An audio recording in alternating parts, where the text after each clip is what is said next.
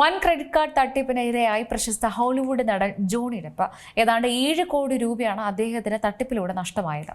2 വർഷത്തോളം കണ്ടെത്താനാകാതെ കിടന്ന ഒരു ക്രെഡിറ്റ് കാർഡ് തട്ടിപ്പിൽ നടൻ ജോണി ഡെപ്പിന് $6,90,000, അതായത് ഏകദേശം 7 കോടി രൂപ നഷ്ടപ്പെട്ടു. പ്രതിയെ സായുധ ഹംഗേറിയൻ പോലീസ് അറസ്റ്റ് ചെയ്തതിന്റെ വീഡിയോ ഓൺലൈനിൽ പ്രചരിക്കുന്നുണ്ട്. 2024 ജനുവരി മുതൽ 2025 ഡിസംബർ വരെ ഡെപ്പിന്റെ കാർഡിൽ നിന്ന് ഏകദേശം 308 അനധികൃത ചാർജുകൾ പ്രത്യക്ഷപ്പെട്ടതായി അന്വേഷണ സംഘം പറയുന്നു. ഓൺലൈൻ പർച്ചേസുകളും ഹോട്ടൽ താമസങ്ങളും ഈ ചെലവിൽ ഉൾപ്പെടുന്നുണ്ട്.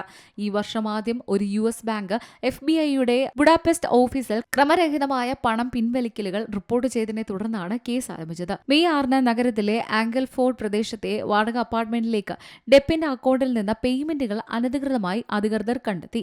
ഫ്ളാറ്റിന് പുറത്ത് 27 വയസ്സുള്ള ഒരാളെ പോലീസ് പിടികൂടി. തന്ത്രപരമായ ആയുധധാരികളായ ഉദ്യോഗസ്ഥർ സംഭവസ്ഥലത്ത് അയാളെ തടഞ്ഞു വെക്കുന്നത് ദൃശ്യങ്ങളിൽ കാണാം. ഡെപ്പിന്റെ ക്രെഡിറ്റ് കാർഡുള്ള ഉയർന്ന പരിധി മുതലെടുക്കുകയായിരുന്നു തട്ടിപ്പ്.